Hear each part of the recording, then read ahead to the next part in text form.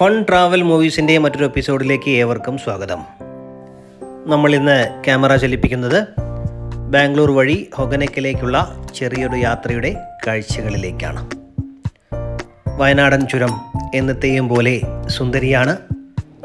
ചക്രവാള സീമകളിൽ അതിരിട്ട് നിൽക്കുന്ന മലനിരകൾ കുളിർ തന്നിലേറ്റുകൊണ്ട് വളഞ്ഞു പുളഞ്ഞ് കയറിപ്പോകുന്ന ഹെയർപിന്നുകൾ.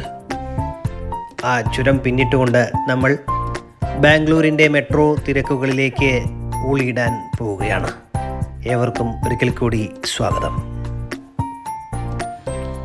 ഇന്ന് നമ്മുടെ കൂടെയുള്ളത് അച്ഛനും അമ്മയാണ്. ലച്ചുവിൻ്റെ അമ്മച്ചനും അമ്മമ്മയും. അതിരാവിലെ തന്നെ വീട്ടിൽ നിന്നും ഇറങ്ങുകയുണ്ടായി. വഴിയിൽ വെച്ച് ബ്രേക്ക്ഫാസ്റ്റ് കഴിച്ചു. നല്ല ഭക്ഷണമായിരുന്നു. തുടർന്ന് വയനാടൻ കാഴ്ചകൾ കണ്ടുകൊണ്ട് ഈ ചുരം കയറിക്കൊണ്ട് മുന്നോട്ട്.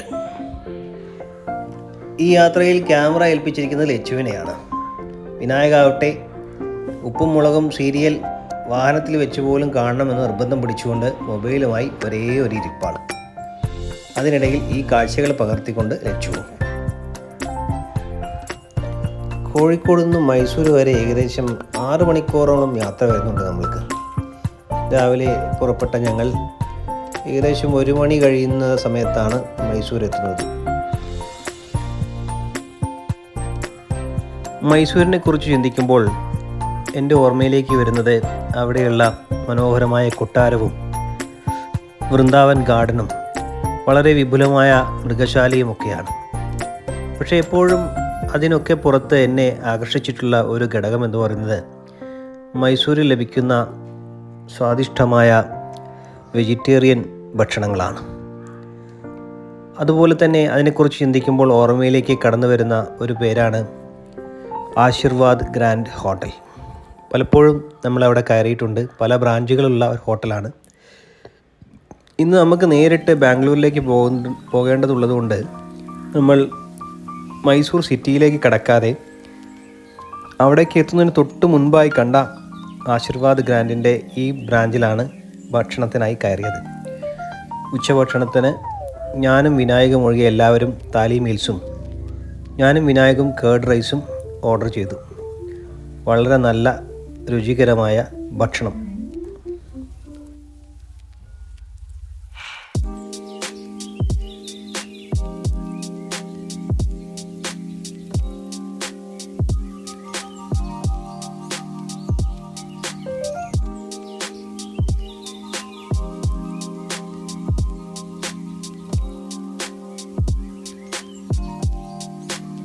ഇവിടെ താലി മീൽസിനൊപ്പം നൽകുന്നത് പൂരിയാണ്.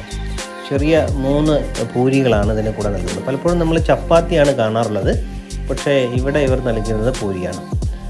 അതുപോലെ തന്നെ രസം, പപ്പടം, അച്ചാർ തുടങ്ങിയിട്ടുള്ള മറ്റ് വിഭവങ്ങളോട് കൂടിയിട്ടുള്ള നല്ല താലി മീൽസാണ്. കേർഡ് റൈസിലേക്ക് വരികയാണെങ്കിൽ നല്ല ക്വാണ്ടിറ്റിയുള്ള കേർഡ് റൈസാണ്. അതിനോട് കൂടെ നമ്മൾക്ക് പപ്പടവും അച്ചാറുമാണ് ഉപവിഭവങ്ങളായി ലഭിക്കുന്നത്. എന്തായാലും സ്വാദിഷ്ടമായ വിഭവങ്ങളാണെന്ന് നമ്മൾക്ക് ഉറപ്പിച്ച് പറയാൻ സാധിക്കും.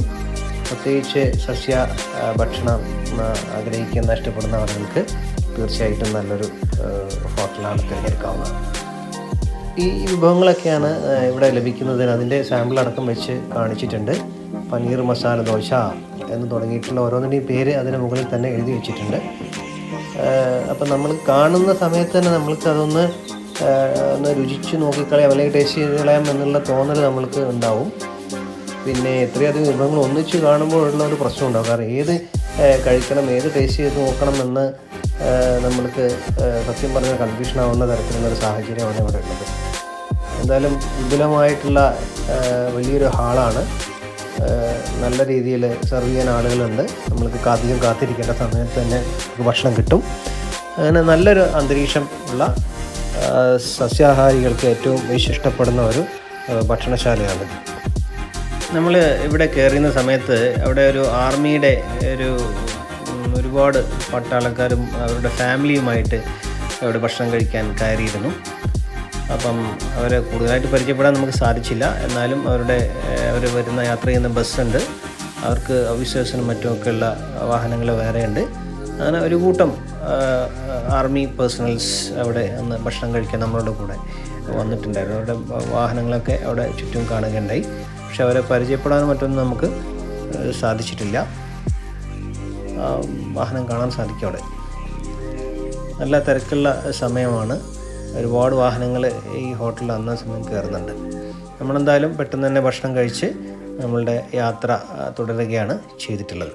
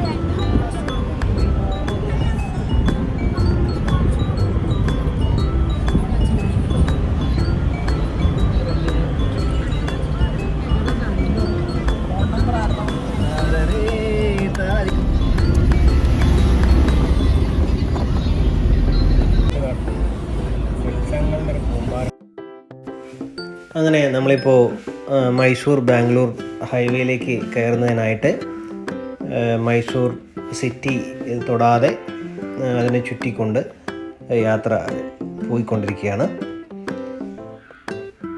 നമ്മൾ കാണുന്ന സമയത്ത് ഈ റോഡിൻ്റെ ഇരുവശത്തും ധാരാളം കെട്ടിടങ്ങൾ കാണാൻ സാധിക്കും. ഈ കെട്ടിടങ്ങളുടെ കൺസ്ട്രക്ഷനൊക്കെ തന്നെ നമ്മളുടെ കേരളീയ രീതിയിൽ നിന്നും തീർത്തും വ്യത്യസ്തമായിട്ടുള്ള രീതിയിലാണ് ഇവയുടെയൊക്കെ കൺസ്ട്രക്ഷൻ ഉള്ളത്.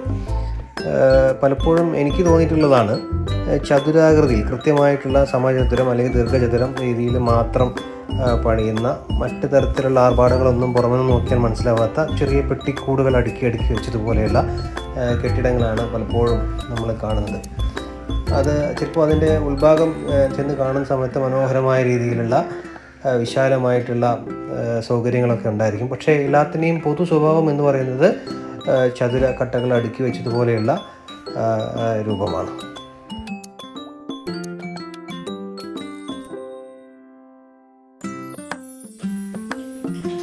അങ്ങനെ ഇപ്പോൾ നമ്മൾ മൈസൂർ ബാംഗ്ലൂർ ഹൈവേയിലേക്ക് പ്രവേശിച്ചിരിക്കുകയാണ്.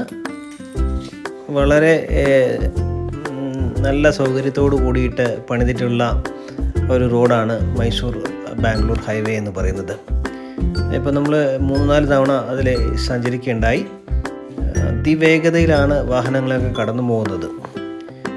മുൻപ് ഇവിടെ സ്പീഡ് റെസ്ട്രിക്ഷൻ ഉണ്ടായിരുന്നില്ല. പക്ഷേ ഇപ്പോൾ കാറുകൾക്ക് 100 km/h മറ്റ് വലിയ ഹെവി വെഹിക്കിൾസിന് 80 km/h വേഗത നിജപ്പെടുത്തിയിട്ടുണ്ട് എന്ന് വഴികൾ തോറും ബോർഡിലൂടെ എഴുതി വച്ചിട്ടുണ്ട്. പുഞ്ചിരിക്കൂ, നിങ്ങൾ ക്യാമറയുടെ നിരീക്ഷണത്തിലാണ് എന്ന് ചില സ്ഥാപനങ്ങളിലെങ്കിലും നമ്മൾ എഴുതി കണ്ടിട്ടുണ്ട്. അതുപോലെ തന്നെയാണ് ഇവിടെ അമിത വേഗത കുറയ്ക്കൂ, നിങ്ങൾ ക്യാമറയുടെ നിരീക്ഷണത്തിലാണ്. വഴികൾ തോറും വേഗതയെ സംബന്ധിക്കുന്ന ബോർഡുകളുണ്ട്. അതിന് പുറമെ ധാരാളം ക്യാമറകൾ അങ്ങിങ്ങായി സ്ഥാപിച്ചത് നമ്മൾക്ക് ഈ വഴിയിൽ കാണാൻ സാധിക്കും. അതുകൊണ്ട് തന്നെ അമിത വേഗത എടുക്കുന്ന വാഹനങ്ങൾക്കും അതിനുടമസ്ഥർക്കും നിയമ നടപടികൾ നേരിടേണ്ടി വരും എന്നുള്ളത് നമ്മൾ മനസ്സിലാക്കേണ്ട ഒരു കാര്യമാണ്. ഇങ്ങനെയൊക്കെ ആണെങ്കിൽ പോലും അമിത വേഗതയിൽ നമ്മളെ വാഹനങ്ങൾ കടന്നു പോയിക്കൊണ്ടിരിക്കുകയാണ് ഇവിടെ ചെയ്യുന്നത്.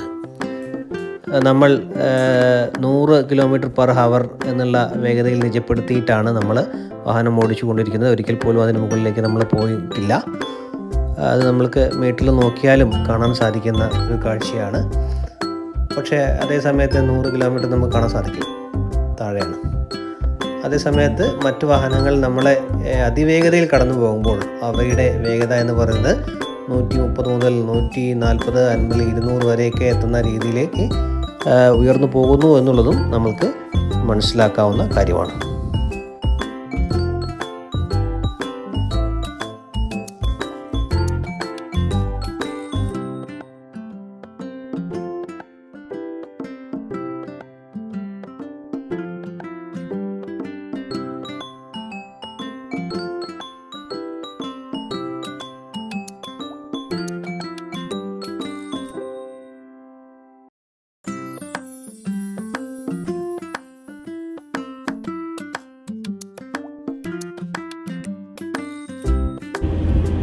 അങ്ങനെ നമ്മൾ ബാംഗ്ലൂർ റൂട്ടിലിങ്ങനെ പോയിക്കൊണ്ടിരിക്കുകയാണ്. ഭക്ഷണം കഴിഞ്ഞു, നല്ല ഭക്ഷണമായിരുന്നു. ഏറ്റവും അച്ഛൻ മുന്നിലായിരുന്നു, ഇപ്പോൾ അച്ഛൻ ബാക്കോട്ട് പോയിട്ടുണ്ട്. കാണാൻ കഴിയുന്നുണ്ടോ എനിക്ക് അറിയില്ല.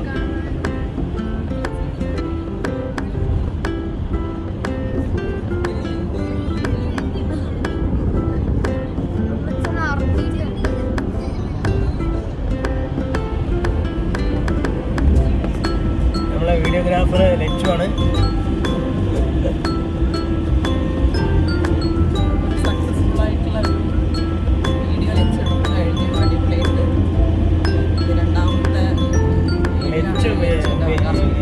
ടിൻറ്റുവിൻ്റെ വീഡിയോ എടുത്ത് കൊടുത്തതിന് ശേഷം ടിൻറ്റുവിന് ലച്ചു മാറി വീഡിയോ എടുക്കാൻ, വേറെ ആരും വേണ്ട.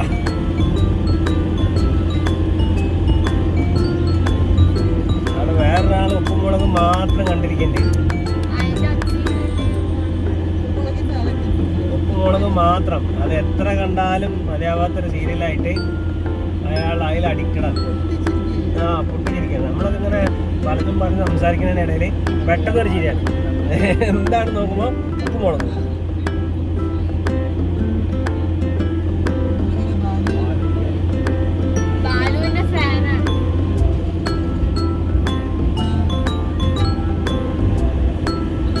ഈ റോഡിൽ വണ്ടി ഓടിക്കാൻ ഭയങ്കര രസമാണ്.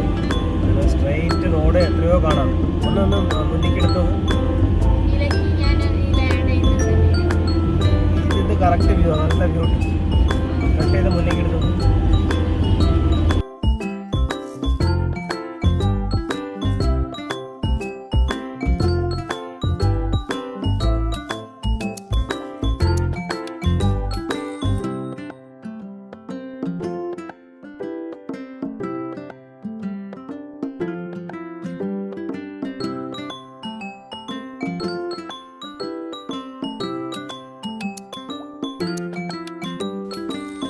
Mysore Bangalore express highway.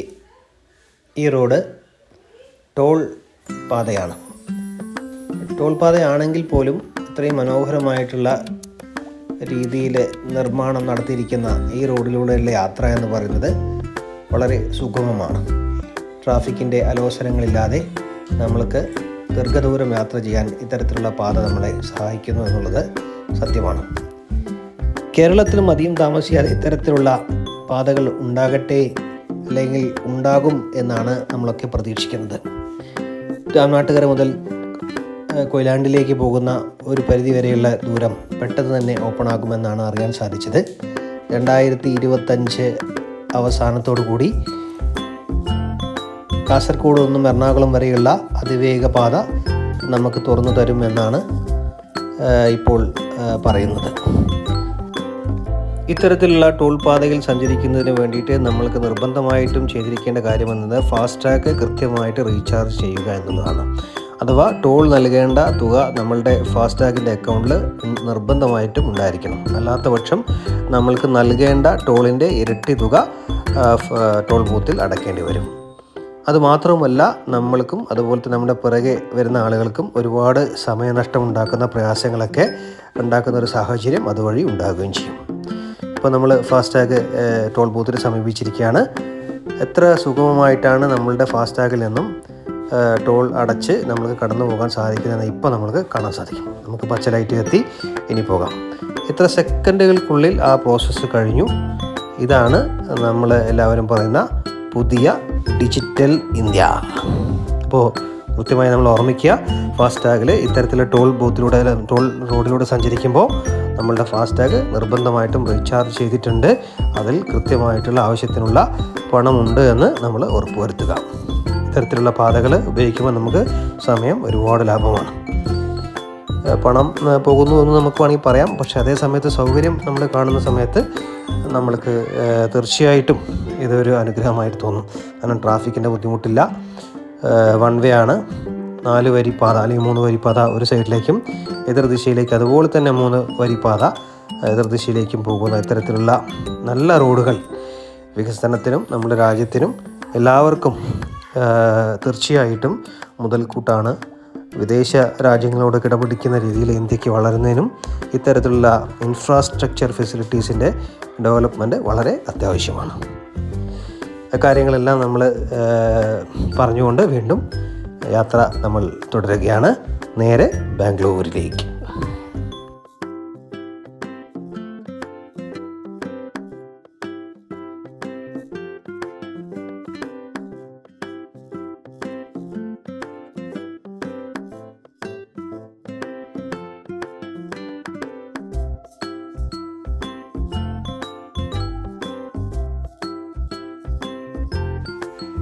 മുൻപ് 4 മുതൽ 6 വരെ മണിക്കൂറുകൾ എടുത്തിരുന്ന യാത്രയാണ്, ട്രാഫിക് ഉണ്ടായിരുന്ന യാത്രയാണ് മൈസൂർ ബാംഗ്ലൂർ യാത്ര എന്ന് പറയുന്നത്. ഇപ്പോൾ ഏകദേശം അത് 2.5 മുതൽ 3 മണിക്കൂറോട് കൂടിയിട്ട് നമ്മൾക്ക് എത്തിച്ചേരാൻ സാധിക്കും. മൈസൂരിൽ നിന്നും ബാംഗ്ലൂരിലേക്കുള്ള ട്രാഫിക് ഗണ്യമായി കുറഞ്ഞുകൊണ്ട് സമയലാഭത്തോട് കൂടിയിട്ട് നല്ല ആസ്വദിച്ചുകൊണ്ട് നമ്മൾക്ക് യാത്ര ചെയ്യാൻ സാധിക്കുന്ന ഒരു സാഹചര്യം ഇപ്പോൾ ഉള്ളതാണ്. എക്സ്പ്രസ് ഹൈവേ തീർച്ചയായിട്ടും നമ്മൾക്ക് വളരെ വളരെ ഉപകാരപ്രദമാണ്.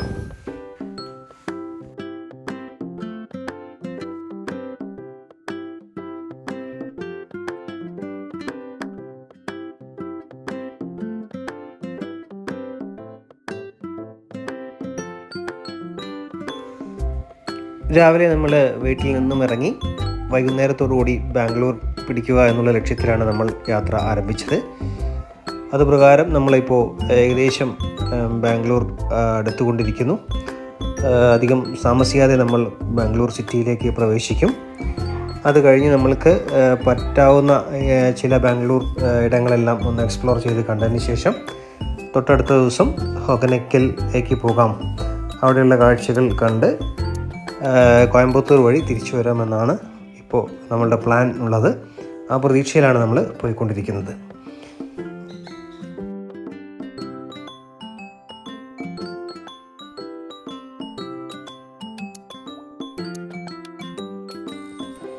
നമ്മൾ വീട്ടിൽ നിന്ന് ഇറങ്ങുന്ന സമയത്ത് ചെറിയ രീതിയിൽ കാർമേഘം മൂടിയ ഒരു അന്തരീക്ഷം ഉണ്ടായിരുന്നു. അപ്പോൾ അതുകൊണ്ട് തന്നെ നമ്മൾ മഴ പെയ്യുമോ എന്നുള്ളൊരു പേടിയോട് കൂടിയിട്ടാണ് നമ്മൾ യാത്ര ആരംഭിച്ചത്. പക്ഷേ ഭാഗ്യവശാൽ നമ്മൾക്ക് ഇപ്പോൾ നല്ല തെളിഞ്ഞൊരു അന്തരീക്ഷമാണ് ഇവിടെ നിലവിലുള്ളത്. അപ്പോൾ തുടർന്നുള്ള യാത്രകളിലും ഇത്തരത്തിലുള്ള തെളിഞ്ഞ അന്തരീക്ഷം ഉണ്ടാകട്ടെ എന്നാണ് നമ്മളുടെ പ്രാർത്ഥന. നമ്മുടെ ഇപ്പോൾ അന്തരീക്ഷത്തെക്കുറിച്ച് പറയാം, നമ്മുടെ നാട്ടിൽ തന്നെ ഇപ്പോൾ യെല്ലോ അലർട്ടും റെഡ് അലർട്ടും ഒക്കെ നിലവിലുള്ള സാഹചര്യം ഉണ്ടായിരുന്നു തൊട്ട് ദിവസങ്ങളിലൊക്കെ തന്നെ. അപ്പോൾ ഇവിടെ ഉണ്ടാകുമെന്നൊരു ഭയം നമുക്കുണ്ടായിരുന്നു. അതിനൊക്കെ അസ്ഥാനത്താക്കിക്കൊണ്ട് നല്ലൊരു തെളിഞ്ഞ അന്തരീക്ഷം നമ്മൾക്ക് ഇപ്പോൾ ഉണ്ട്. നമുക്ക് ഇപ്പോൾ നമ്മൾക്ക് കാണാൻ പറ്റിയ ഒരു BMW പോകുന്നത്. അപ്പോൾ അത് ഏകദേശം ഒരു 150+ ഹവർ വേഗതയിലാണ് അത് പോയിക്കൊണ്ടിരിക്കുന്നത്. പെട്ടെന്ന് തന്നെ എല്ലാത്തിനും കവർ ചെയ്ത് പോവാണ്.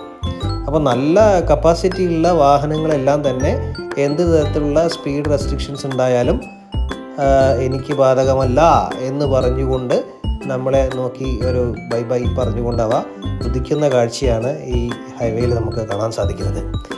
എന്തായാലും നിയമം അതിൻ്റെ വഴിക്ക്, പണമുള്ളവരും കപ്പാസിറ്റി ഉള്ളവരും അവരുടെ വഴിക്ക് എന്നുള്ള എല്ലാ കാലത്തും നിലനിൽക്കുന്ന ഒരു രീതി നമ്മൾക്ക് ഇവിടെയും കാണാൻ സാധിക്കുമോ എന്ന് നമ്മൾ സംശയിക്കുകയാണ്. ഒരുപക്ഷെ അങ്ങനെ ആയിക്കൊള്ളണമെന്നില്ല, മറ്റെന്തെങ്കിലും കാരണങ്ങളുണ്ടാവാം. എന്തായാലും എല്ലാവർക്കും നല്ല ഒരു ആരോഗ്യകരമായ രീതിയിലുള്ള ഡ്രൈവിംഗ് ഉണ്ടായിരിക്കേണ്ടത് വളരെ അത്യാവശ്യമാണെന്ന് പറഞ്ഞുകൊണ്ട് നമ്മൾ യാത്ര തുടരുന്നു. അത്തരത്തിലിതാ ഇപ്പോൾ നമ്മൾ ഏകദേശം ബാംഗ്ലൂർ സിറ്റിയിലേക്ക് കയറി കഴിഞ്ഞു. നമ്മളെ വിനായക ഫോട്ടോഗ്രാഫറാണ്.